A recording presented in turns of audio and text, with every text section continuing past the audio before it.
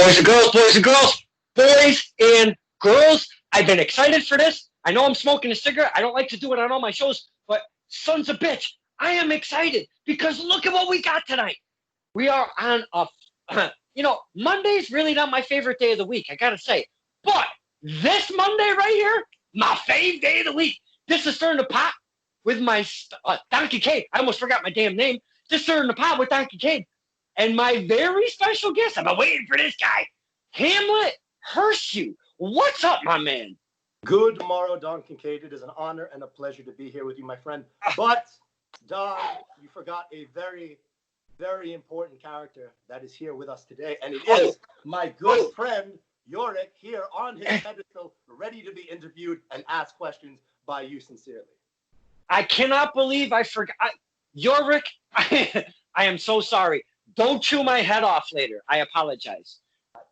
He apologized. Let's continue on before anything else happens, because if we just hold it. I know it's okay. Everyone forgets to announce you and introduce. It's okay. Just now there is silence. Don and I will talk, and maybe we can include you in the conversation, because there is absolutely no way we are going to forget your presence. No, Mr. Hurtssue, and thank you for that. I appreciate that. Now, I want to start this whole thing off, and I've got 1.7 trillion questions that I know I can't fit all in this time frame. That is a lot of questions. But what I really like to start with, and since I forgot Yorick, I'm going to go right to this. You see this cool little championship back here, my friend? Indeed, I do. This is the Stirring the Pot Championship. I'll put it up a little to the camera so you can check it out. It's got a little Don Kincaid side plate. Yeah, absolutely wonderful looking title. Look at the emblem's got the whole 9 yards on that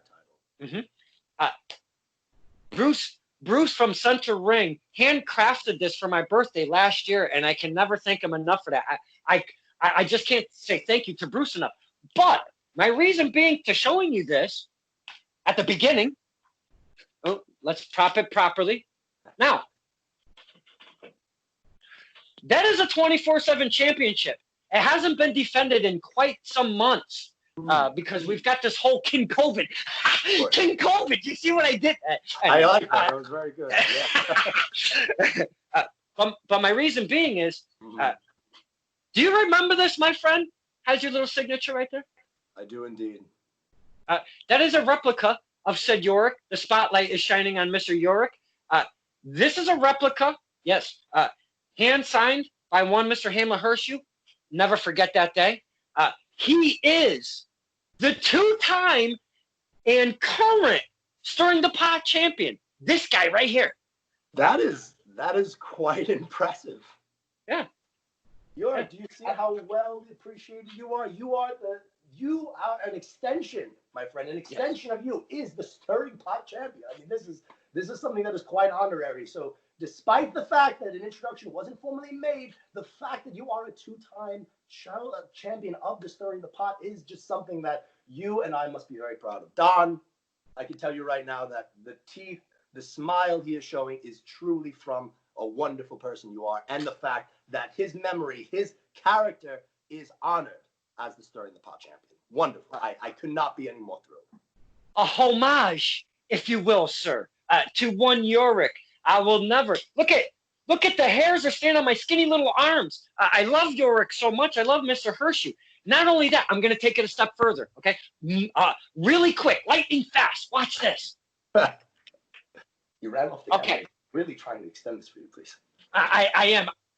I'm trying. What they say in the wrestling business. I'm putting Yorick over. Do you see this? If there was ever a fixation on getting you to a certain place where we know you should be, Don is the one to help us get there. We're trying to rise him to another plateau, sir. See, perfect. This is the journey we have to take. Don, yes. The honor is incredible. And despite the fact that we had not the perfect introduction for Yorick, he has just told me to tell you that he is beyond honored to have a replica of him as the Stirring the Pot champion. Absolutely honored. Well, wait, I'm going to take it a step further. Oh, I forgot to mention, he's the 19th. My man right here, he's the 19th Stirring the Pot Championship. It's a 24/7 belt. On my birthday, it went like a hot potato. It was a lot of fun. A lot of fun. But I'm going to take this whole thing a step further, and I hope I don't know what kind of memories I'm going to bring Yorick, because I have labeled this one Yorick's father. I don't know if his father's still around, but I say this is his dad. Now, Fogman, I know you're familiar with Fogman. He has that fine show, Center Ring. We have a lot of fun. Absolutely. Bruce, he's part of that whole thing. We have a ton of fun. But I was gifted to this from one Fogman, and you guys are going to love this. Oh, my God. That is something. Wow. And his jaw opened. Wow. He's a smile and that, that might actually be a replica of Yorick's father. I know that his father, from the stories he's told me, was a very jolly man, and that looks like a very jolly skull. It is very possible that indeed is a replica of his father. I can't even argue it. Well, I'm glad this didn't go the other way. No, because I don't want. Don, listen, Don, we are among friends, and again, to know going into this that the replica of Yorick is held such a high esteem in your company is just something that I can't even begin to express. So we are here amongst friends. Everything here with the skull of the replica of Yorick's father. Everything here is in jest and good company. No need, my friend. Not only that, there's a bonus on this one. He glows in the dark. It's amazing. That is it's so cool. That is very cool. So thank you. This is something that is this type of treatment. We have done on multiple shows, Yorick. I refuse to say that this treatment is something that you have not experienced yet, because while we are here, you are a star, and people don't register that. Now, I don't even sometimes give you the credit that you deserve, but today, Don has given you that credit. Don, thank you. Today is that day, my friend. I've been waiting to show you all the cool stuff we got surrounding Yorick. Holy Absolutely. cow. Now, we've been talking a lot about Yorick. I apologize. We're about 7 minutes deep, and I haven't even mentioned your damn name but one time. Sorry for that. But we are here to get to know what we do here, maybe pull the curtain back just a smidge. And we like to know the fans. This isn't my show. This is our show, the fans' show. Sure. So what we like to do is get the men and women that we see that I've been a privilege and honor to meet. But we get them on here just in case people don't know you, because we can't know all the wrestlers. We can't know all the promotions.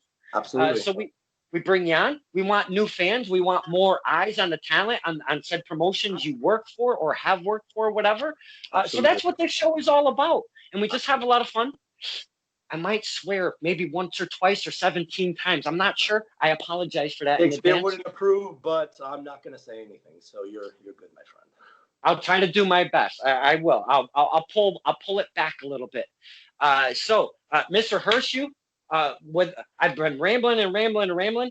Please, sir, I have to start with this very first question. Your name is Hamlet. That's very easily spelled. But then your second name, it's Hurtssue.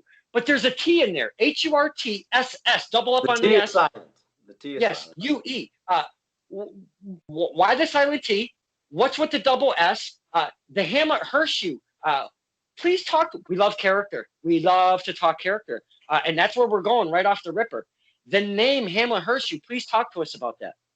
So to start from the beginning of a very long story and not make it too very long, in my younger years, I was introduced to some powerful material which had a very, very big effect on me. And I was fortunate enough to be surrounded by people that were very emotionally accessible and were amazing storytellers. And it was in my younger years with this amazing group of people that I was able to expand my mind and my capabilities as a performer.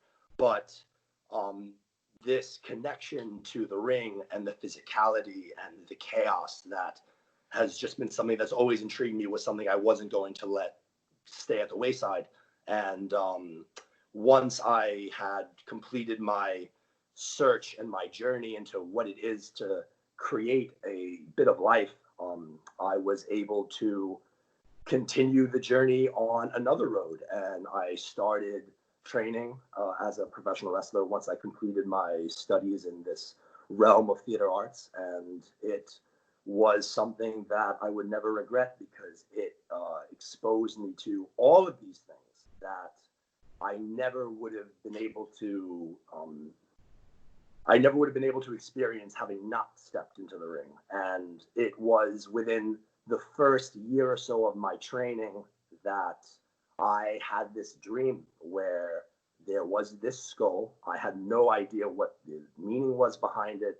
I had no idea what was going to come of it, but it was this reoccurring dream. And when I first started training, being that I'm this very accessible human being, I had all of these quotes and plays and powerful verses that I wanted to give to the world. And when I first started coming out, I was Hamlet. And I came out with the complete works of Shakespeare, because in my soul, the character that I've always had a very special place to, the character that's always in some way, shape, or form been a part of me, in the need to express these ideas and these feelings about life and death and passion and love. I came out with the complete works of Shakespeare, and I would come out and I would demonstrate my physical ability in the ring, but I would also demonstrate my ability to quote any play, any verse that I considered powerful and fitting to the time. Okay, I hate to interrupt, and I really do, but let's hit the Pahuse button just for a second, and then we'll continue with what you're going with. I've seen this firsthand, my friend. Test of Strength Wrestling. You are in there doing your physical prowess, if you will, as a wrestler, a physical athlete. Okay, you're an athlete in the ring. You're doing your thing, but not only that, you are you are doing these things, and you're going on, and we call them promos in wrestling. I don't know what to call them with you. They just feel like, they just feel like actual plays being portrayed in front of us as fans. And I was flipping my wig watching you do this, because it takes so much to do it physically, and not only that, mentally, without doing all of this stuff you're talking. Just to do it, both that package we talk a lot about on this show. To do that is a very hard thing. But now you're you're adding the element of all of these very well eloquently said, and not that just that. You're projecting your voice. You could hear this a half mile down the road. If anybody really caught it, you could hear this, because you are talking so loud, and you are pushing the passion, the heart, and all of this that you're really doing. My man, I've seen you at the end of some of these things, and I can't even hear you talk regular, because you've put so much, and I do mean so much. Sometimes they say 110%. I'm dropping an F on. Fuck that. Hamlet Hurtssue, he puts in, I'm going to go to the trillion, 1.7 trillion, like I said previously, percent into what he does in a performance. And my friend, you totally grasped me as a fan from the first second I ever saw you. And I don't mean to be going on and interrupting you. Please, but my goodness, seeing you do all of this was just like, this guy, where the hell is his contract? Somebody right now get him a contract. And I'm not blowing smoke up your ass. No. I mean, Don, I can't tell you how much I appreciate that, because I mean, from day one, when I decided that this was the path that I wanted to take, I firmly believed that the passion that I have for the plays of Shakespeare and the verses of classical theater, it's something that I've always had a need to express. And in my younger years, I was always asked, why was I so passionate about Shakespeare? It's old, it's outdated, even though it's not. And it's something that people can't connect to. So I refuse to accept the fact that people can't connect to it, because even when I was young, I was able to connect to it. And these characters such as Macbeth, Henry V, Hamlet, there are characters within Shakespeare that are so powerful, not just within the verse, but physically powerful warriors, soldiers, and those who are able to see a well-done performance of some of these plays really do understand the physical prowess that these characters have. But I firmly believe that there wasn't someone who encompassed everything, that had the physicality of a soldier, that by looking at them, you knew that they were intimidating, that they could do something. So the physicality of what the person brings in combination with the ability to express the verse, to express Shakespeare in a way that people understand. So it was very important to me, deciding that this is the journey I was going to take, that not only was I going to be Hamlet Hurtssue, not just a characterization of a character come to life, I was going to be this full-fledged human being, which I am, that comes through in all these different ways. So while I am Hamlet Hurtssue, I am Henry V, I am Macbeth, I am every character within the text that has the physical capability and the emotional accessibility to create something that you can't find anywhere else. And it's been an unbelievable journey since day one. And it's connecting to people such as yourself, traveling along the Northeast, getting to wrestle in Puerto Rico right after the hurricane, and just recently having returned from Canada and wrestling in Quebec and Manitoba. I was able to travel to these remote communities, these tribal communities that live in these ice communities. They're on ice roads. So essentially, these are communities that you cannot access unless you travel at a very specific point of the year, where the lakes are frozen enough to be able to support the weight of the ring truck and the crew going across. And I was very fortunate enough to be able to present who I am and what I bring to the table to communities that have no introduction to Shakespeare, that have no understanding of not just the text, but really the characters and the man himself. So I was just recently very humbled to be able to not only give a small taste of Shakespeare to communities, but to give an experience such as you've honored me by telling, that you experience the text and the physicality in a way that you can't find it anywhere else, and it completely changes you. And it is a goal of mine to hopefully have the audiences that I'm able to bring my art and my destruction to, that they walk away with a new appreciation for Shakespeare and what it's capable of, because I feel that, especially with the world we're living in today, there are so many things that are not going to be inherited to the next generation. And I'm not saying that Shakespeare won't be one of them, because he's been around for 400 years. I'm sure he'll be around for longer. But my point is that I grew up in a world where I was constantly questioned about my love for Shakespeare. So the idea that it's not held at the height socially as maybe we all could appreciate it at has been a driving point for me to make sure that I am who I am within this world.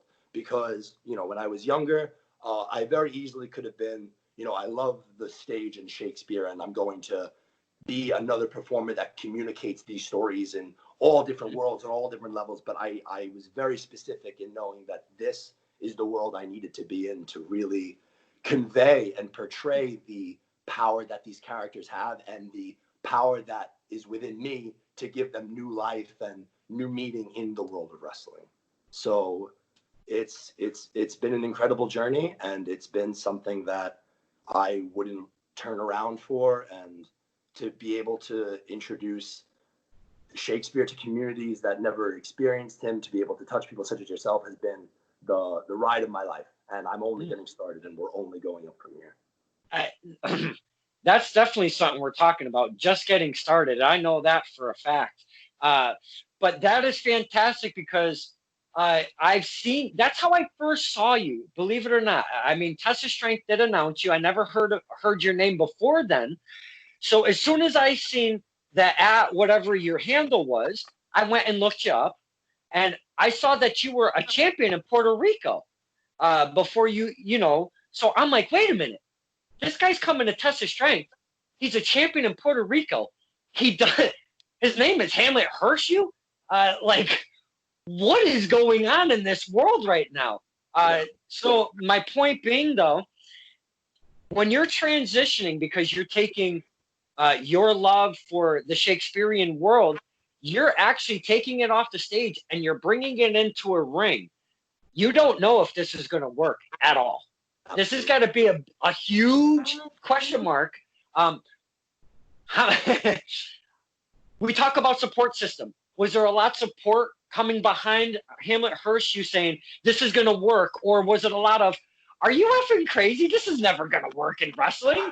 So to extend from the story I started with, so when I was in college, I went to Purchase and did a theater arts bachelor's within the Conservatory of Theater Arts there.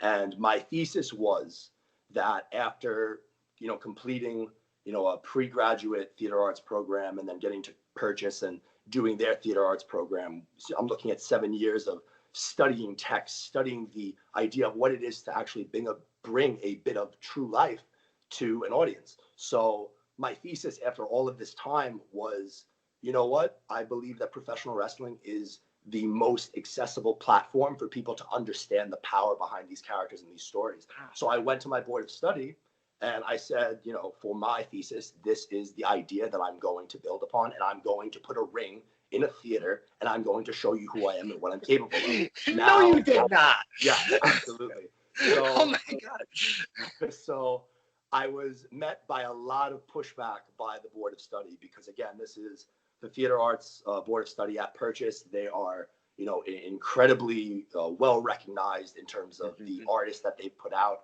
And here I am, an insane Shakespearean wrestler telling them that this is what I want to do. So that was the pushback I received from them. But the community within the college was beyond supportive. So if I didn't have the community of the students saying, look, you need to give this guy the opportunity to do this, I firmly believe they would have, nixed me out. And again, not just the community. I did have a few professors that did have my back. So my advisor was a Shakespearean scholar, Gary Waller, who was the former president of the college. He was a former professor at Oxford. He's done everything. He stood up for me, and the former dean of the Arts Conservatory, David Bassick, was another one. So I had a few good people in my corner along with the community. So that was the initial idea of everything that I've become at this point. I need to have a major change and transition for people to know what I'm trying to move for and show me if they're going to be behind it or if they're not. So that's initially when I started to train, and I went to Gleason's The World of Unpredictable Wrestling with Johnny Rods, and I told him my idea and what I wanted to do. And while he wasn't necessarily entirely supportive of the idea itself, he trusted me to respect the business and to respect the training itself. And in my last year at college, I would, go there in the morning, be there at 7:38 in the morning, do a full day of classes. I finish classes at 5 o'clock, get in my car, drive back to Brooklyn, get in the ring 6, 7 o'clock, train till 10:30, 11 o'clock, go home, sleep, and start all over again. And that was my last year in college. And to finish the story, after that full year of training, I put a ring in a theater and I told this story of who I am and what I'm trying to accomplish. And I was able to bring different monologues and verses and stories of who I am to this community. And at the end of the day, the professors, the entire board of study that was defensive and not necessarily super apt to what I was doing, stood around me in a circle after I was finished. And the dean is looking around and he's saying, does anybody have any notes or anything they'd like to say? And everyone is just looking at each other with nothing to say. And they all individually came up to me, drenched in sweat, and they all hugged me, left the theater, disgusting in my sweat.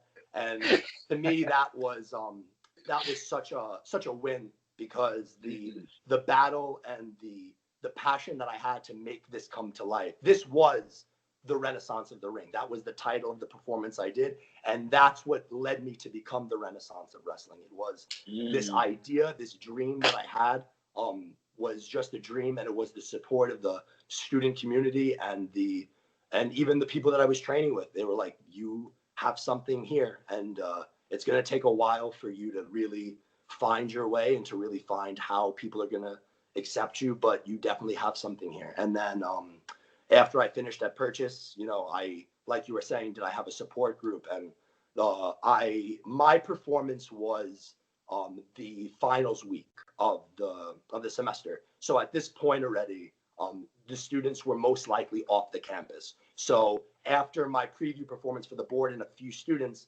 I was told, don't be upset if you don't have a large turnout for your shows, because again, everyone's leaving. And I was sold out every show. And that the last couple of days I was on the campus, I had people who I never met, never knew, come up to me and say, your story, what you did, it helped me. Like, I'm in a place in my life where I don't know if I can continue moving forward in the ways I want to. And your fight, your struggle was something that resonated with me. And that was a common story I was hearing from multiple people. And apart between that and the way the board accepted me, and after a year of training, it was shortly 2 to 3 months after that I was honored in my club by becoming the world champion over there at Gleason's gym. And it was just a full circle moment for me that by the time I won my first world title, I was, this is who I am. I'm Hamlet. And it was after, traveling the Northeast, getting to Puerto Rico, into different audiences, going to Canada, that I developed into my full-fledged self, which is Hamlet Hurtssue, which is an extension of me. It's a derivative of a character, but it's not a character that I play. It really is me. The monologues, the text, the passion, it's all real. It's all within me. And if I can give a little piece of myself every match I have, to every audience that I'm able to be in front of, that's the dream. And some people want to become famous, some people want to make a lot of money. I want to give the passion that I have for the text and the appreciation that I have for everything classical theater has given me to someone else. And if that goes to a student in a school who wasn't appreciative of Shakespeare, and now they're looking into it within their English class, or an adult who never experienced a performance that resonated with them, and now just the excitement of this different thing allows them to have a new perspective on what it could be, that is my dream. And if I could have that and have a successful career within this world, that's all I want to accomplish. I say this probably too many times, but the characters that are the best, that hit these platforms to get on TV, get the big money and all of that stuff, and make those dreams come true when you're on a lower platform within the wrestling world. The characters that are an extension of yourself are some of A, the best we've ever seen in the entire industry, and B, the most comfortable and easy to portray, and C, it allows that performer, that athlete at that time, to just do what they do in the ring and not really have to struggle up here. What do I got to say? How do I have to react? No, man, I've already got this thing down. I'm bringing this out of me. And when it comes out naturally, holy cow, my man, it comes out very passionately. And I'm telling you, I've never been to a play in my entire life. I've got a guy who's towering, very physical, great physique, might I add. And I'm going to get into that. He's coming out. He's a big, giant man who's carrying a toy skull. Sorry, Yorick. Sorry. Who's carrying a toy skull. And I mean, for real, where is this guy going with all of this when you very first came out? But once you started your thing, you and Yorick, you hold him loud and proud. He is an extension of yourself, if I'm not mistaken, my friend. Absolutely.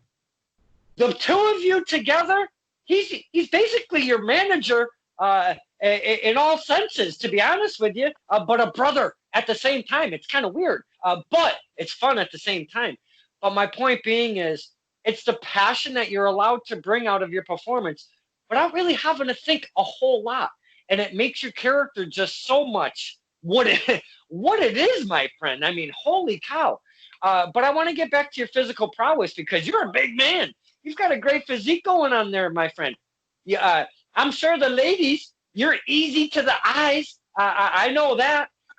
Now, as you're taking your stage presence and all of that, and you're building to this Renaissance of the Ring, is that what you titled that? The Renaissance of the Ring was my solo performance piece that was the start of what I would become into becoming the Renaissance of wrestling. So the Renaissance of the Ring is a performance-based story with wrestling that I did in 2014. It's something that I would like to maybe bring back down the road, but the main idea of doing that is really for people to be interested in my story and to be interested in the context of what I'm talking about within that story. They have to first connect with me and be intrigued by what I am and what I'm bringing to the table. So that in itself was kind of the Renaissance of the Ring has been not put to the side, but it's been put in my pocket for once I feel that I'm in a place that people have started to look into who I am as a person and a character, then I would feel comfortable bringing that back into the world of performance. But right now, in terms of being a present figure within wrestling, I am only looking to expand within new promotions, to travel more internationally, because the more that because essentially Renaissance, I am Renaissance of the Ring at all times because it's my story. So essentially, I don't believe that Renaissance of the Ring is going to be booked anytime soon,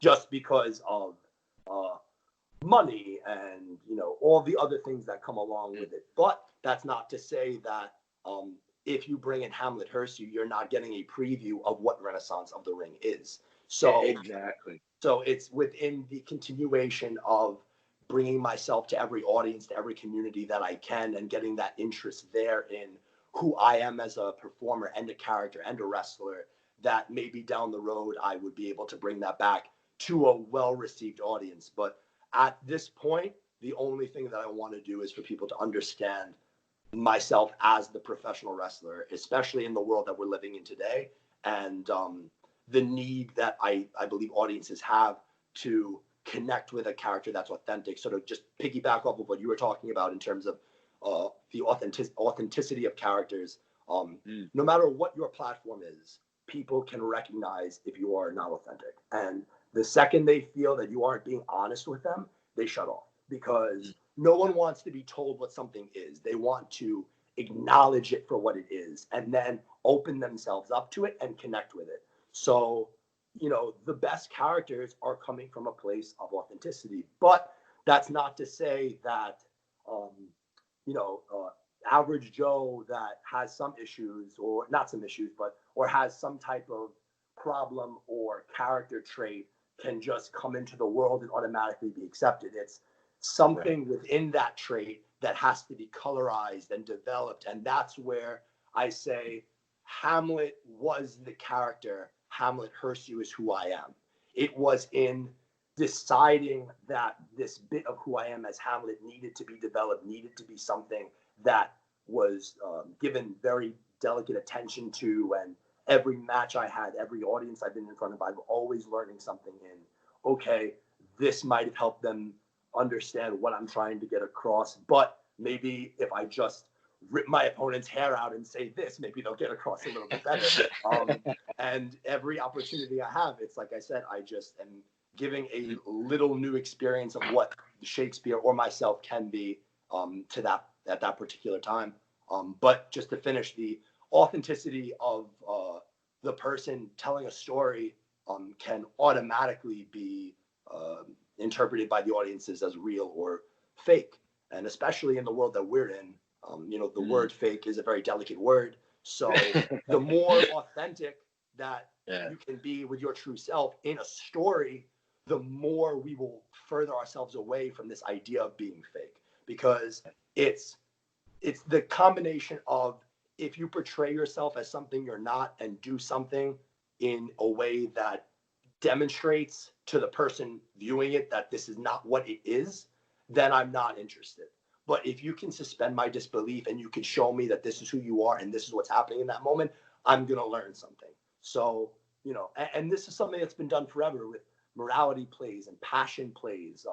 All of the text and all of the information we have about the world that existed before Shakespeare, I mean, a lot of the context of those plays and those ideas are things we fight with today. And in the turbulent times that we're living in, it's very easy to say that we're in a time today that has never been unlike anywhere else. But 400 years ago, you're dealing with kings and queens, and your life being determined by what someone says in an instant, and divine authority. These are all things that we further ourselves away from now. But to live in that world and to say that someone who has been placed on their pedestal by divine right is telling you that this is the way you have to live, and then a few years later someone else comes along and say, no, this is not the way you need to live, this is the way you need to live. And then a few years later someone else comes along and say, no, we're going back to the original way that we need to live. Like, this was the world that Shakespeare grew up in. And it comes to a point where you recognize that, nobody knows how I need to live my life but me. And especially with what we're seeing today with all of the brave men and women that have come out for the causes and everything that's being fought for right now. These are demonstrations that in some way, shape, or form have been happening forever. It's just a matter of us paying attention to it and, again, acknowledging it. And if we acknowledge it and work together, we will create something that we will pass on to the next generation, and hopefully we'll create a better world for the people for our audiences to live in, for our performers to tell stories in. They're back to the idea that we have nowhere to go but up. I'm very confident in everything that's going on right now, and all of the things that I've been able to experience up to this point, that, as things start to reopen and the world starts to get back to some semblance of normalcy, you're going to see a lot of very awesome things happening. And I hope to be a part of it, and I hope to have my voice in there for whatever powerful verse or quote I could possibly convey that might, in some way, shape, or form, help someone else move forward in the direction they want to move forward. I know you said quite a bit, and you're very, and I use the word passionate. My man is so ultra passionate about what he brings to the table. And I know this is going to be an offy kind of question with everything you just said, but you mentioned with our crazy times. My curiosity has me, very much so. When you take Yorick outside and you go to different places, you have to put a mask on him. So when everything started, I did put a mask on him, and I got a little bit of lash for it, because unfortunately he is not currently living. So, but that's not to say that I want his soul to be infected by whatever nasty germs are existing within this world. So I've done my very best to protect him from the chaos that exists outside. But we live in, like I said, very turbulent times, very delicate times, and Yorick and I have come to the conclusion that there are people that are more in need of masks than himself. So I have kept him in his box, in his own safe little spot, and we have donated his mask to someone in need. So we are therefore giving back, and we are in some way, shape, or form still being a meaningful figure within the society that we now live in. Man, I didn't expect all of that. I figured, there's a lot going on between yourself and Mr. Yorick, I gotta say. So now, go ahead. Go ahead. I'm sorry. No, I've been cutting you off all. Please, finish that. No, that's the idea. First off, you're Hamlet Hurtssue. Okay, let's put that there. Hamlet Hurtssue. Don't ever tell anybody. Don't ever say anything different. I am Hamlet Hurtssue. Don't mess with me. But you portray, when you come out through that curtain or doorway or whatever, the entrance may be set up as, you portray in the wrestling world as a heel, a bad guy, a villain, if you will. And I've never really seen anybody, you seem portray anything different. The baby face, which would be the good guy. Couple things on that. When you come out, very loud, very eloquent, but very, you tell us that we're supposed to boo you in your words, in your physical actions, if you will. You come out, don't kill me for this, you come out in the puffy shirt, like on Jerry Seinfeld. I don't know if you're familiar with that. Oh, he said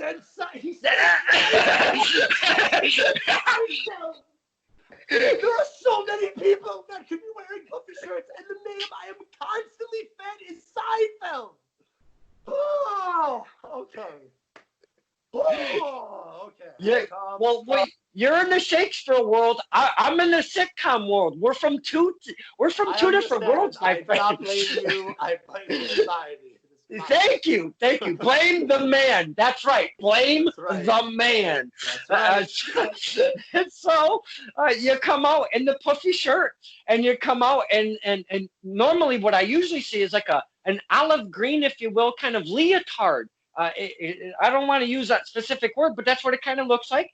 Sure. You come out in the Jesus, I triggered Hamlet. Holy cow! Doing a lot of laughing here, Don. I'm feeling a little uncomfortable. Seems to be a lot of giggles. So, the point of my entire talk here is, though, you portray a very specific thing, a very specific character, and your attire says so as well. And I applaud you on your attire, your gear, your wrestling gear, if you will. It all comes together in one character. And I didn't mean to say the P word. My bad. Never say it again. That triggers one Hamlet Hurtssue. I was trying to talk about you being a heel, and I really pushed it up a level. Why have you chosen? Because it seems like you've chosen. We didn't choose it. You chose it. Why do you come out as the villain, my friend? So I'm very glad you asked that question. So to piggyback off of something I was talking about before in terms of my childhood, it's, like I was saying, I was always questioning about my passion for Shakespeare, and the interactions I've had with people over the years has kind of led me to feel that their association or their introduction to Shakespeare has led them to this feeling of it's not important. It's not something that I need to take the time to understand or read or acknowledge. So it's been the constant battle of that idea that has infuriated me, to the idea of I have to be this character that forces change. So nothing comes of nothing, King Lear. If I was to come out and be joyful of all the things I'm going to say and appreciative of everyone there to hear me, I know they're not there to hear me. I know that they did not come to the show, to the battle that is about to ensue, to listen to me do Shakespeare. Furthermore, I am under the belief that they have not, having come to the performance of the battle which is about to ensue, I am under the belief that it's very possible they have not even read one play, one verse of Shakespeare. So I am thank you for your honesty. So I am automatically in the position of being the bad guy, because if I come out and I portray the love and the passion that I have for what I do, it's almost I am insignificant, because again, they don't have the passion, they don't have the excitement. I have to create that change, that instability that forces them to question their understanding, and then hopefully from that point on move forward. So such as yourself, you saw me, you had no real introduction to play or Shakespeare at that point, and now you're intrigued enough that if you read a verse, if you see something, it's the association of this is interesting, and the basis of this is interesting is enough for someone to look into it, perhaps get a better understanding of it, maybe portray that interest to someone else by just mentioning who I am, and therefore they see me do my thing and they get into it. So my choice to be aggressive and intense in that way when I come through the curtain has been a choice that's just the result of interactions and ideas that I've had throughout the years. But furthermore, this idea of Hamlet, for you and others that might not know the play of Hamlet, the idea of what the character does within the play is very interesting. So the question that a lot of theorists and people who study Hamlet, the play itself, discuss the idea of Hamlet putting on an antic disposition, the idea that he, in his state of going mad, understands and acknowledges that he's going mad, and therefore is either playing up his madness or is actually going as mad as he is portraying he is. So it was with that idea and going back to the dreams that I had of the skull before the whole development and encompassed of who I am as Hamlet Hurtssue really came to be. It was that idea that once I really thought about the transition of me becoming an idea of Hamlet into Hamlet Hurtssue, I knew as Hamlet Hurtssue what I needed to do.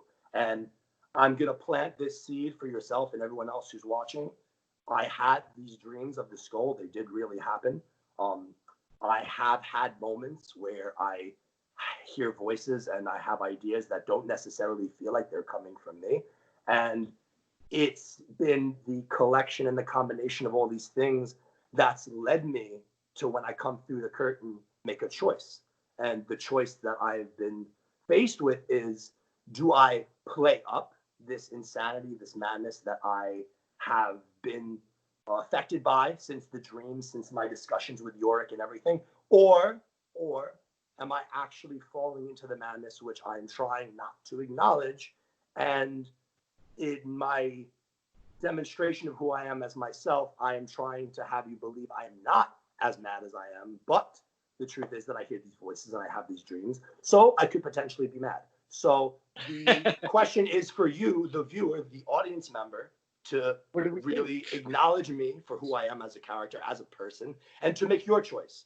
Am I actually as mad as I'm portraying, or is it an idea? You say Yorick is a toy, I say he is a 400-year-old skull. Who is mad? You know? The question is something that I hope everyone ponders, and perhaps at the next event, you or a lucky audience member is able to view me at. I hope that you have that question deep in your mind, and whatever choices or actions I choose to bring into the ring, I hope help answer that question for you. And to close this whole idea, being a villain is not something I want to constantly be. I would love if audiences and fans become more receptive of me. And I mean, the reception that I've had from audience members and fans has honestly been very inspiring. Because just as when I finished my degree and I did my performance piece and I had those audience members come up to me having no connection with them, it felt very similar. So, like yourself and other people that I've been very fortunate enough to meet going down the road have also inspired me with this newfound appreciation. And I hope that within the continuation of my career, I could be viewed as a hero. I would love if people could see me as a savior of professional wrestling, that the renaissance of wrestling is the complete package of somebody that has the physicality, the power to do anything he wants in that ring, but within that power has the ability to convey and speak whatever is on his mind. And the combination of those things make me a hero. I would love to be that. But unfortunately, at this current time, I feel that when I step through the curtain, I have to be as aggressive and intense as possible. I have to do whatever I need to do to win, because no matter what, if I win, I show that everything I am as a performer, as a human being, as a person who is incredibly passionate about the material I bring into the ring, I show that the power that I have is not for nothing. Because at the end of the day, it's not about how you win, it's about winning. Okay? It's racking up the wins, getting to the position of earning a championship. I mean, Don, to be completely frank, I'm on my third world title, got one in Puerto Rico. I am the current inaugural New Evolution Wrestling Heavyweight Champion, defended it internationally across Canada. I have built myself to a place that I'm comfortable being the villain. I'm comfortable being the person that's going to shock and force people to change the way they view what I'm bringing to the table. But I hope that within the continuation and development of my career, that I could be seen as a hero. That would be wonderful. And I know that Yorick has only good things to bring. I mean, from our conversations, I mean, he was present within the Shakespeare company. He was an actor within the King's Men. He spoke and handled with Shakespeare directly. You may call him a toy. I believe that to be real. And the most important thing is that when you believe something, if you really believe something, the power of that belief is more powerful than anything people bring to the table. You have a conversation with someone, right, Don? You could be incredibly grounded in your belief, right? But you could say the most convincing argument. If someone is grounded in their belief opposite yours, you're not going to change their opinion. You're not going to change their mind because they are grounded. I am grounded in the stories and the conversations we have had, and I am confident in not only what he represents, but what I represent. And down the road, hopefully we can be viewed as the heroes we know we are. But unfortunately, at this time, we will be the villains, and we will continue winning championships and traveling the world and performing and beating people as we see fit. And hopefully that's enough for people to really appreciate Shakespeare, and through that become a fan and a what's a good word?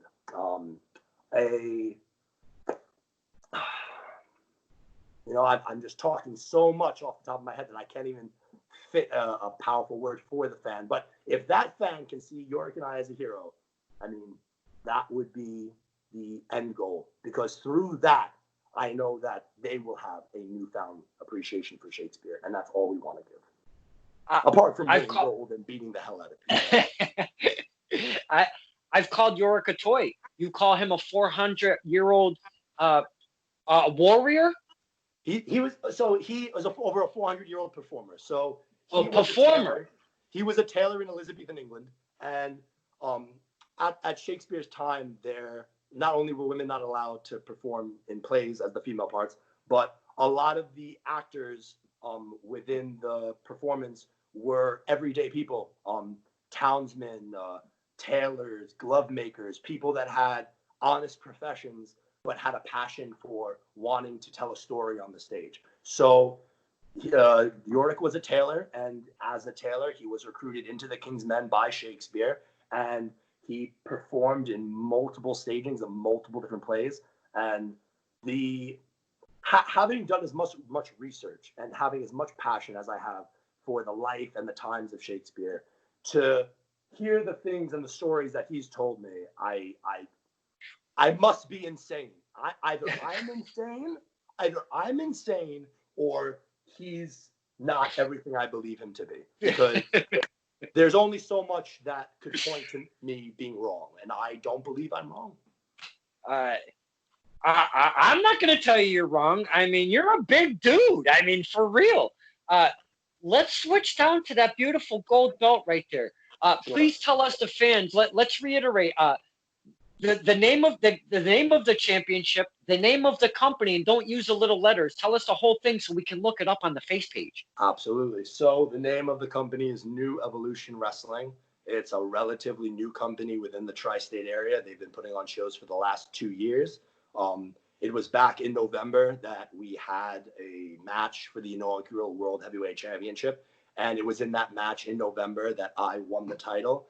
And I've been very eager since I got back from Canada to defend the belt here. But unfortunately, I came back, and this is a time that no one could have expected. And every day we're finding out new things that are shocking and disheartening. And but the point of the story, going back to the idea, is this is the New Evolution Wrestling World Heavyweight Championship. It is a very prestigious title that I have brought power and meaning to. Defending it across Canada, holding it as the renaissance of wrestling automatically makes it the most prestigious belt anyone could hold.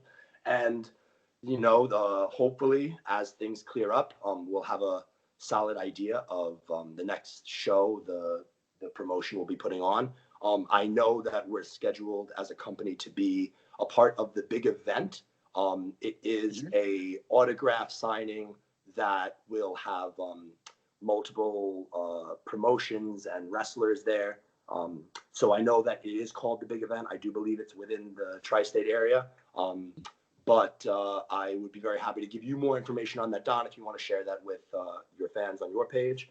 But as of right now, that is the next confirmed event we have as a company. So hopefully, maybe at the beginning of next year, maybe in January, we would have a New Year's resolution show to kind of kickstart everything back up. And then I could continue being the undefeated world heavyweight champion, and just showing that everyone in that company is not even holding a candle to what Yorick and I are bringing.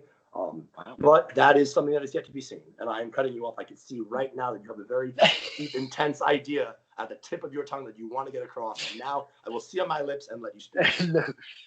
No, I'm very curious. You're the inaugural. Are you the only one? Have you been the only one that's been that heavyweight champion? Yes, Oh, sir. wow. So every time you defend it, you retain said title. You've taken it abroad. You said internationally. That makes it a world heavyweight championship, my friend.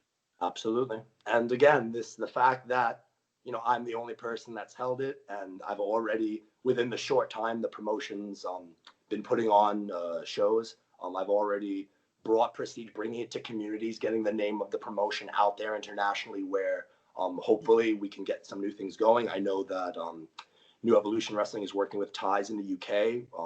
I know that we were planning on hopefully working something out for this year, but obviously with everything going on, it's just a little bit out of the cards. So hopefully as we get things kickstarted next year, maybe later on in the spring into the summer, we can get our connections with the UK back up and rolling. And again, just be as present internationally as possible, not just as a company, but foremost for myself, to go back to the idea that I want to bring Yorick, myself, and the goal to every community we can, to give them the new appreciation for Shakespeare and what we bring to the table. I can't even stress.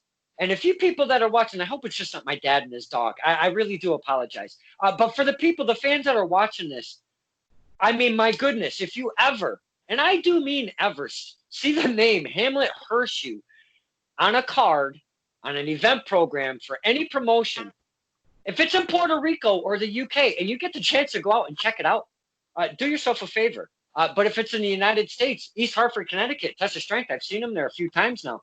I'm telling you, do yourself a favor, check them out. On the other flip side of that, promoters, if you never heard of Hamlet Hurtssue, this is where we kind of get more eyes.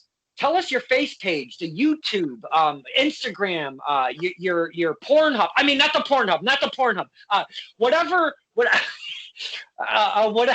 Yorick has no idea what that is. He hasn't had any type of technology since I dug him up from the ground. So we're just gonna leave that there. And I'll explain to you later. But let's finish the interview, because it's not something we can dive into right now. There could be children watching. We have to be professional. Well, that was a slip of my tongue. I apologize. That. Please tell us, the fans, how do we find you on the face page and stuff, sir? Sure. So our Facebook page that Yorick and I have is Hamlet Hurtssue, again spelled Hamlet Hurtssue. If you want to follow us on Instagram, our handle is @HamletHurts, like I'm going to hurt you if you get it wrong. And we are on Twitter, also @HamletHurts. We haven't been as active on Twitter just because of the current climate we're living in. It's a lot to take in. So we're going to be more on Instagram, on our Facebook. So if there's anything that would be of interest, any questions, any comments that you'd like, please feel free, throw them up on our Facebook page, message us on Instagram. We are very open to answering questions about Shakespeare and professional wrestling itself. Maybe you could get a little helping hand. You could take care of the face page, and Yorick can take care of your IG. That'd be some fun. I'd like to maybe see some of that action. Now, you are very, obviously, if you can't tell, you are very comfortable with speaking, very comfortable with words. Whenever I came up to you, because the talent that I meet at these different promotions, when I don't meet you guys and girls, and you don't know who I am, and I'm not saying that everybody knows who I am, but usually in the Test of Strength realm, there's a lot that know me. When I come up to you, and I've been wanting to ask this for a while, when I come up to you, I'm some scrawny little freakazoid wrestling fan. He's running up at you. He's got his phone in his hand, and I'm asking you, hey, man, do you mind if we just kind of take a couple minutes? I'd like to do a little promo. We do these little thing called the Kincaid files and blah, blah, blah, blah, blah. Are you down with that? You dropped everything, and you were like, let's do it. Where are we going? I love this stuff. You love that promo stuff. And it's not just, and I don't see It's not just to get that name out there, but man, you just love projecting that everything that comes out inside you. From the very first time we did that, my goodness, my friend, I can't wait to first see it perform live. I just love to see it perform live. But we need some more Kincaid files in the works because I love the Hamlet Hurtssue Kincaid files. So you didn't really mind me coming up. We've never met before, but you didn't mind me coming up and doing this thing.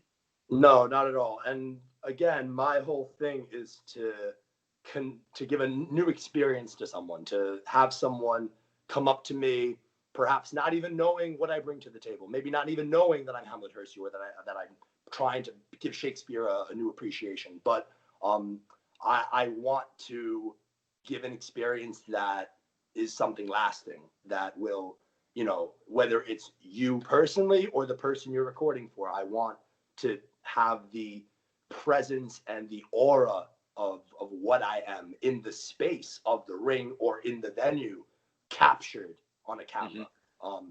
And you know, maybe it's just from, you know, being comfortable in front of people for years that translated over to where the second somebody's in my face with either a camera or a microphone, I'm just like, tell me how long you want me to go and I'll just keep going. So it was something that I've never been shy from.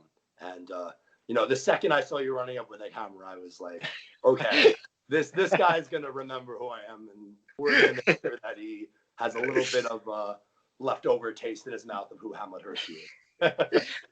After that day, that very first day, and I'm not blowing smoke up your ass. I was telling fans, have you ever heard of Hamlet Hurtssue? They're like, who? I go, do yourself a favor, go check him out, man. Because what a fantastic first interaction. Your performance in the ring, physically, your words, everything you did, I was all about, man. You bringing Yorick and making him an extension of yourself and not just a prop by taking him, not utilizing him, you know, he wasn't an aesthetic, if you will. He's something that's very an extension because you continually talk to him. You put him down in the ring. You're very careful about that. You don't let anybody touch him. You're actually conveying messages within your performance to Yorick. There's this whole thing that goes on. And I'm like, I look at my dad and I go, Pop, I love this guy to pieces. I can't wait for more of this guy. My pop was kind of in agreement, but thought you were a Fruit Loop with the whole skull and talking thing. But we really grasped on to some Hamlet Hurtssue. So again, promoters, get your eyes on Mr. Hurtssue. What I'd like to know, is there any footage that we can watch in the ring? May it be in Puerto Rico, may it be wherever you've been. Can we find some footage of yourself? So, I mean, if you go on YouTube and you type in Hamlet Hurtssue, there's matches from me in XWA in Rhode Island, as your shirt most notably shows. Love XWA. Fantastic promotion, great group of people there. So there's footage from XWA. There's some footage from Limitless Wrestling from when I was back at their dojo in September of last year. Oh, wow. You were at the dojo up at Limitless Wrestling. We love Limitless Wrestling. Yeah, Limitless is fantastic. Again, great group of people there. Great company. I got to wrestle Steve Pena there. It was very intense. Jesus Christmas! It was Hamlet Hurtssue. I didn't mean to yell at you. It's Hamlet Hurtssue against Steve Pena. Yeah, it was a very hard-hitting match that both of us for a few days, but it was a battle, and it was my first time at Limitless, and you know, I wanted to make sure that they knew that Yorick and I aren't just a gimmick, as a lot of people like to say. Especially in a world where there are a lot of gimmicks, and that's not to say that gimmicks aren't useful or needed in what we do, but again, going back to the idea of authenticity, you need a gimmick for someone to kind of have an idea of what you're bringing to the table, but apart from that, the authenticity behind it has to be real. If you don't believe in it, I'm not going to believe in it. If I don't believe it, I'm not buying a ticket for you. I'm not buying your t-shirt. I'm not supporting you in any way, because essentially you're lying to me and telling me that I should appreciate you for something you're not showing me that you are. So Limitless Wrestling from last year, a bunch of XWA matches are up there. So yeah, if you go on YouTube, I believe my account is Hamlet Hurtssue, but I haven't been able to upload anything in a few months just because in Canada, it was every day, 20, 30 hours on the road. You get there, you work, you leave, you back it. So it was very, very difficult to have most of the battles I had traveling across Canada up on YouTube. But a lot of the stuff I did in the Northeast, the New Evolution Wrestling matches, XWA, Limitless, it should all be on YouTube. So if you YouTube Hamlet Hurtssue, you should definitely find some stuff to pique your interest. Up in Canada, Hamlet Hurtssue didn't have his own private helicopter flying him around doing his thing. I mean, come on, man. It was his first international tour, so he needed to, again, just like in the States, how Hamlet had his transition from Hamlet to Hamlet Hurtssue. Yeah, you got to do the drives. Yeah, and there's, paying dues is something that I think a lot of people talk about but don't necessarily know. I think that a lot of people in the industry think that you're paying dues by just training. And if you train all the time and you get your calluses and you get your scratches and your broken bones, that's paying dues. It's a part of it. But the other part of it is everything that no one else talks about. It's the 30, 40-hour drives. It's the working on no sleep. It's the, not having, your meals in place because you're just traveling. It's, setting up the ring in all types of climates. And there's so much. So, I mean, the best thing that I would say to, people who are looking to pay dues is you never stop paying dues. The day you stop paying dues and thinking you're above paying dues is the day you don't belong in the room with everyone else who constantly is paying dues. So, Canada was an experience that was something new and it was challenging, but it was beyond rewarding in what I was able to give the fans and take away from it. And the rides up and down the road, you learn so much. And it's only until you have the opportunity to be in a position where you are just getting it from all angles that you really figure out if this is something that you're capable of doing and if you really want to do it, because it's very easy to find a place that will help you move in a direction, and a lot of people think once they have an understanding of what it is that we do as professionals, that they could just go and do it. And unfortunately, that's not how it works. And it's little tests and trials along the way that people don't expect. Those are the real things that show you if you're made for this. And the best thing I could say to anybody who's trying to make a name or figure out if this is it is just get to as many places as you can, work as much as you can, and be authentic. Like whoever you're going to be wrestling, no matter the work or the promotion, no matter where you're going to be, make sure you're authentic and make sure you are constantly busting your ass to show that you're the hardest worker in the room in every capacity. And I feel like that's, something I was able to accomplish in Canada. And I'm hoping to go back now that, things start looking like they're going to clear up. And like I said, more trips to Canada, hopefully going to the UK, maybe sometime next year. Got a lot of feelers out for some new promotions and things that are in the works right now. I don't want to drop any names or anything specifically just to jinx anything, but obviously, like I said, I'm going to keep everyone posted. Yorick and I will keep our fans as updated as we can. So like we said, check out our Facebook page, Hamlet Hurtssue, Instagram, Hamlet Hurts, and hopefully we can catch you at one of the shows and you'll get a real taste of the renaissance of wrestling. That's going to be the name of this episode, by the way. I give every episode a specific name. That's the episode name right there, The Renaissance of the Ring. There's a couple questions, and I could talk to you for hours, and I know you don't want to talk to me for hours, but then what we do is we kind of leave some mystique for later on, and maybe I could do a follow-up later in the future with both Yorick and Mr. Hamlet Hurtssue. Absolutely. And before we go running way too long, what I'd like to do is get a couple things out of you. First, is Yorick a jokester? Because I feel he's got some funny stuff coming out of him every so often. He's definitely been more of a comedic actor than a tragic actor in his past. That's what I feel. Yes.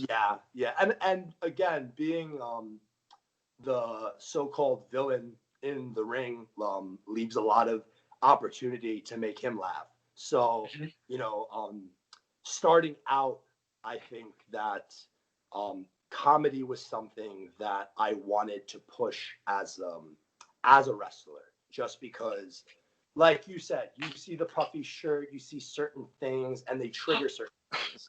So I wanted to kind of build on those things. So, again, if a puffy shirt makes you laugh, or a certain pose, or some type of the physicality of what I'm portraying, if that makes you laugh, the question is then why? So I think that comedy was something that I started diving into, because having Yorick at my side, knowing that he's been more involved with comedy in his past, it just seemed something that was more accessible for me to play with. But the more experience I've had, the more places I've been able to go, the more I've realized that I kind of want to stray away from comedy. I think that there's elements of comedy and tragedy in everything. And I think that you need a healthy balance of both.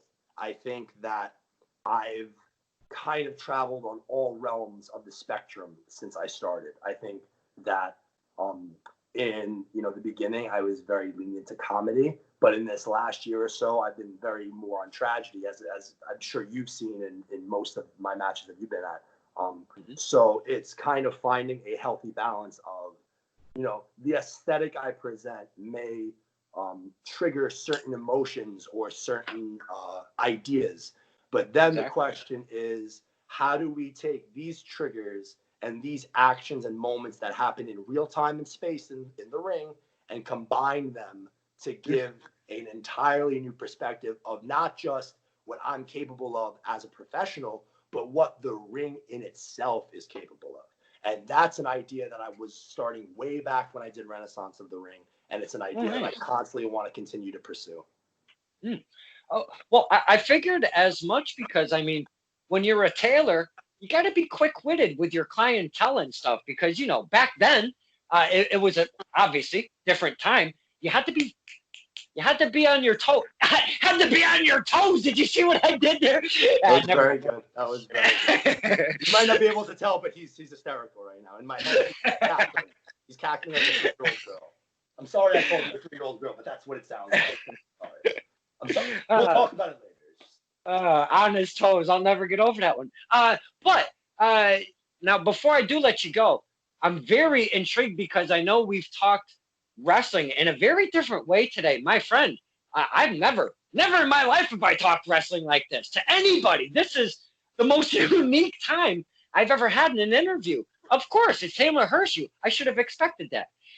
But what I haven't asked you yet, before I'd like to let you go, I'm very curious. You've got all of this beautiful, just this eloquent stuff going on in your head. I don't even know how else to put it. I'm not that good with words. You have all of these eloquent words you've read and read and read. You've studied that craft, if you will, of that performance. Now, I'm very curious, with what you're trying to bring to the table, who are you looking at as wrestlers to be like, wow, this has really got my interest? Because obviously there's different people, playwrights and such, and ones that, Hamlet, you love you some Hamlet. We've got that. But I'm really curious, what wrestlers really that you were seeing was like, I'm going to take this, incorporate it, and I'm going to make something of it? So the question is, what wrestlers have somewhat inspired me to kind of format in developing land? Sure. So to kind of answer it in a short 2 parts, growing up, one of my favorite wrestlers was Triple H. And that was him at his the game stage. And his physicality, the matches, there was just the mystique of him was something that always intrigued me. And then it was going back into his old matches that were happening really before I was able to understand and process wrestling, that I saw him as Hunter Hearst Helmsley, the Connecticut Blue Blood. And there were elements of that had me start saying, okay, that's interesting. And the fact that it almost kind of had a halting point where I don't know whether it was himself or the promoter or whatever, but there was a halting point where this is as far as this character can go. And it's almost as if I kind of picked up where he left off, but in a completely different way. So while he was the Connecticut Blue Blood and he was very specific, I'm also very specific in what my characters want to bring to the table. There's elements of the aura and the charisma there, but I don't necessarily see myself as an extension of his character. Also, another character, Lenny Poffo, just in terms of just in terms of the presentation he had of coming out and doing the poems.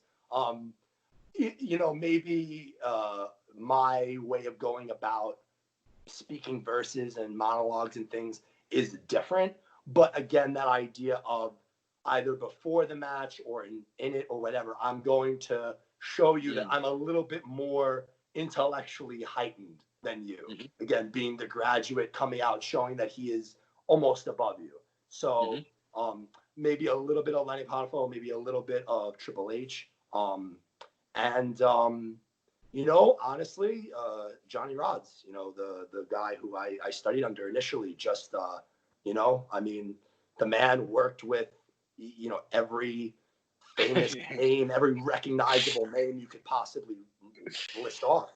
So, especially in, first starting training, I studied a lot of Johnny, and an extension of that, I studied a lot of old school wrestling. And there's little bits and pieces that I took from maybe quote unquote 80s style wrestling, where there were a lot of character gimmicks that weren't necessarily characters that you could develop into believable human beings. They were just kind of, this is the gimmick character, and this is the box the gimmick character lives in, and it can't go outside this box. It's just this. So I think that idea in itself was a jumping point. So like I said, I started out as Hamlet, and it wasn't until I had all these experiences and these full-fledged conclusions of, this is an idea I could build on, this doesn't work. Having wrestled this person, I learned something new about how I want to portray something. All of those things build up to developing the full-fledged human being that I present every time I go out. So to answer the question, I would say a little bit of the Connecticut Blue Blood Triple H, maybe a little bit of Lenny Poffo, and just that 80s style wrestling transitioning into the early 90s, where you had very specific characters that might not have been able to break out of their box until the early 90s, where some characters developed, evolutionized, and existed and continued on, and others died out. So to just acknowledge that Hamlet was an idea that kind of was born out of 80s style wrestling, and certain characters, little traits of this and that helped me kind of figure out how I wanted to portray myself. And it's the collection of those things and my experiences and my education and all the things that led to me being Hamlet Hurtssue, where I could say Hamlet's a gimmick, but it's really not. Hamlet Hurtssue is who I am. And being the Renaissance of wrestling is the only way that I could really convey everything that I actually am. Well, do yourself a favor, because now that you've mentioned Triple H, I'll never look at you different again. Don't ever put your hair in a ponytail, because you'll get Triple H all day long. Don't ever do that. Do you? And I did, and I did. I have gotten Triple H, but it's almost that I don't want to be seen as another version of someone else, Right. And I got that a lot when I first started. Oh, you look just like Triple H, like a 2.0. And of course, it's a huge honor. It makes me feel good. It makes me feel like physically and as a character, I'm on the right road. But you know, I want to be seen as the first me. I don't want to be seen as the second this or the second that. Exactly. So I mean, that's almost like a choice why I chose to put my hair up in a ponytail or whatever, just because the aesthetic of maybe even the shirt with the hair is like, oh, he's just Blue Blood Triple H. It's not until I either have Yorick or they hear me say something that they're like, wait a minute. This isn't the Blue Blood Triple H. This is something different. Okay, I'm gonna watch this now. You know. But this is as I continue, you know, moving forward, that I couldn't develop my look or myself in a way that distinguishes me, but also has those elements in there. So you know, the more places that I can wrestle and the more audiences I can get in front of, the more people will understand and acknowledge me, and then it will be a lot easier to have certain looks and certain things without being labeled just another version of this or another that. And especially with what I'm presenting right now, I feel that I am, you know, hopefully, knock on wood, bringing something unique to the table. That the more unique I can make it and the more specific I can deliver it, the easier it will be to transition into different things down the road. But the hardest thing is just getting someone to understand who you are and make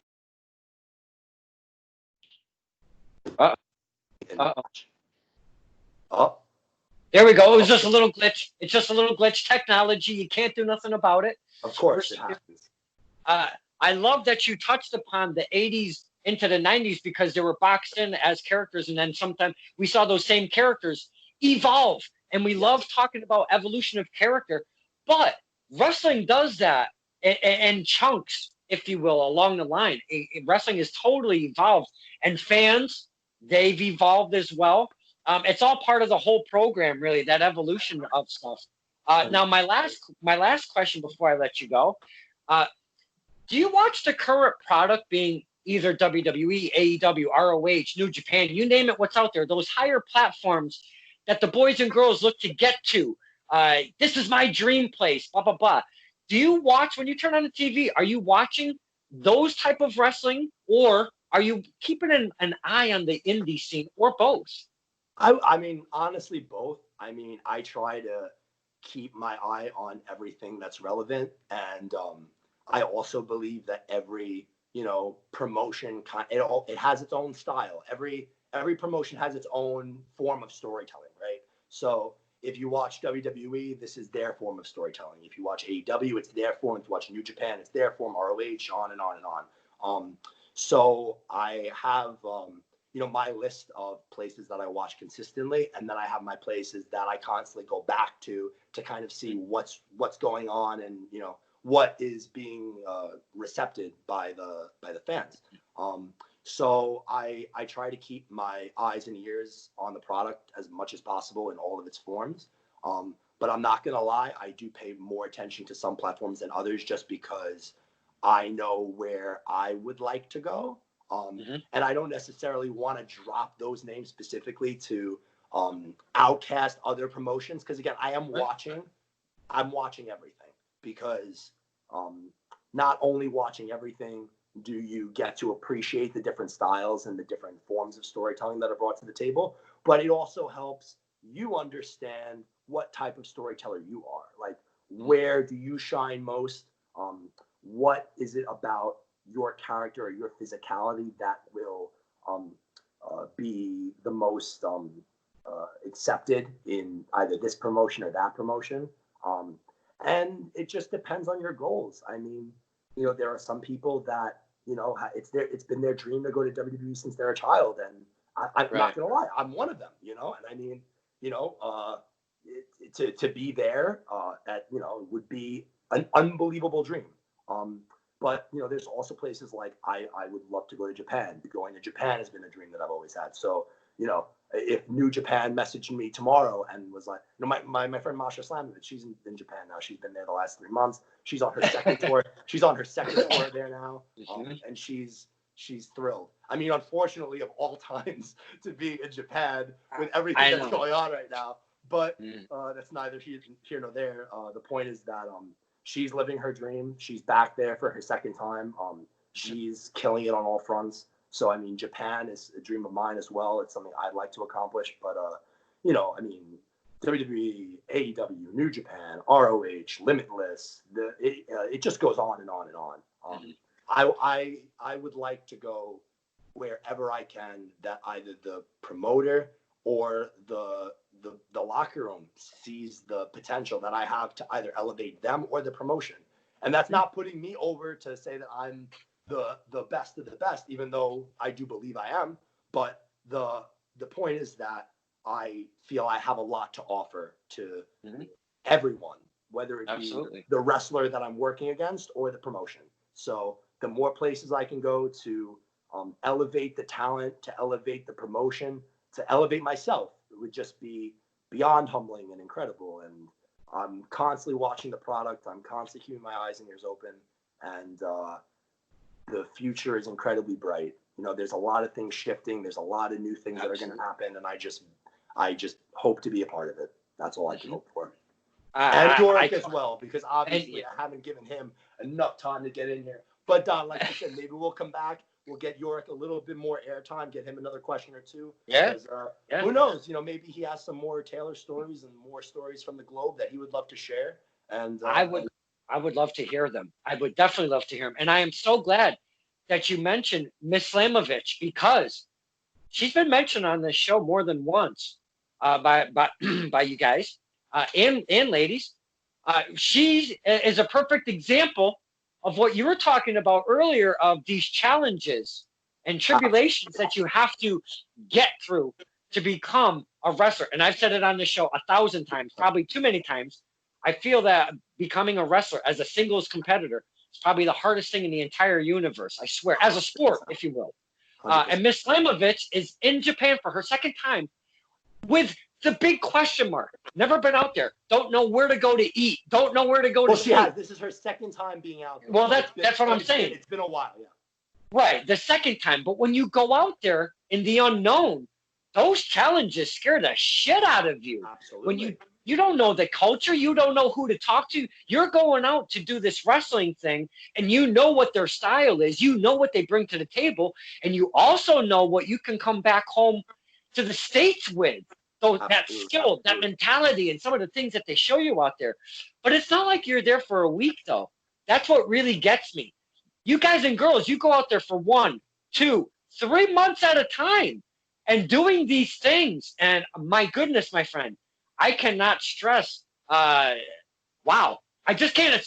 Dude, you guys really put your lives in a position to where it's in the total unknown. Absolutely.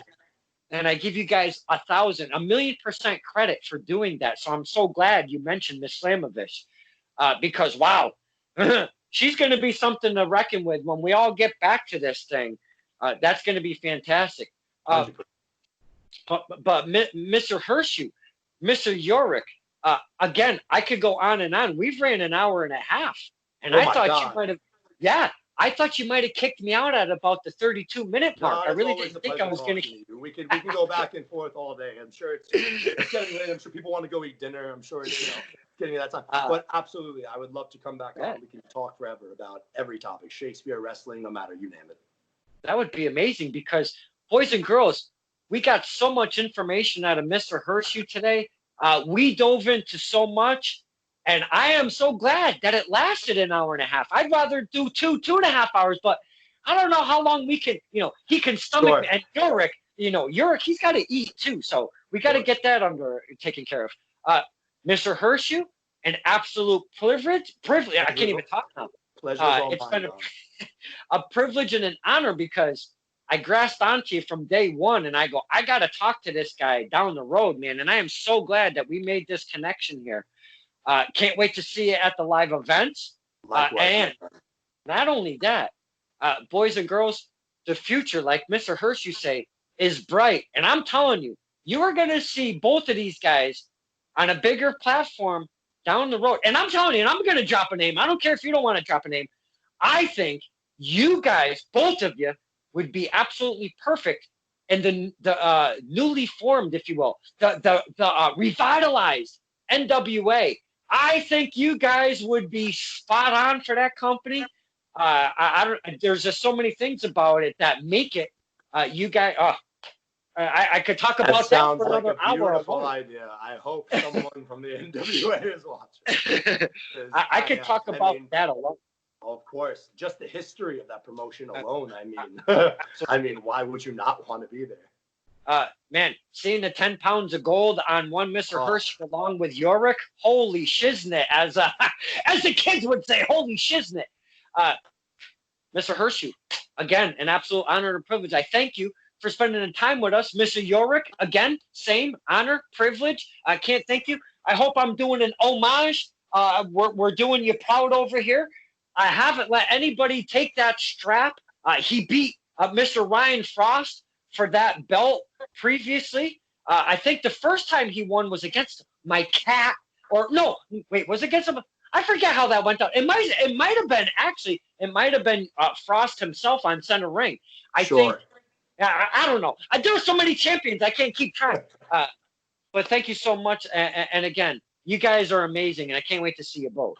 Honor and the privilege is all mine, my friend. Can't wait to see you again. Very much looking forward to it. Love when we end like this. I've had walk-offs. Not a good deal. This has been Turn the Pot with Don Kincaid and my very special guests. One Hamlet Hurtssue and his man, right-hand man.